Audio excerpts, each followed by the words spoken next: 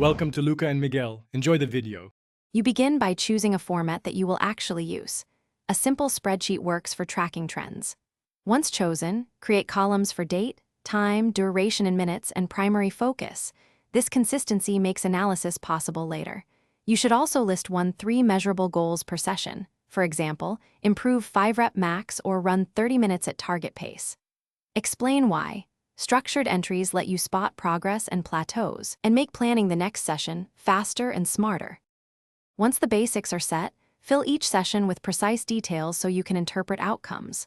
Log sets times reps and the load, use kg or dollar if tracking equipment cost, and record intensity as a percentage or RPE. Make sure to add subjective measures like sleep hours, mood, and energy. These explain variance. Also include short technique notes and any discomfort. This depth enables cause and effect thinking, so you can adjust volume or intensity rather than guessing why. You finish each cycle by reviewing entries weekly. Chart trends and calculate totals so you can decide whether to increase volume or cut back. Then plan the next block with clear progressions, scheduled deloads, and recovery strategies like sleep and nutrition. If something goes wrong, such as recurring pain, use the log to isolate patterns, reduce load by 10 to 20%, and prioritize technique or medical check. This step closes the loop. Review, adjust, and prevent the same issue from repeating.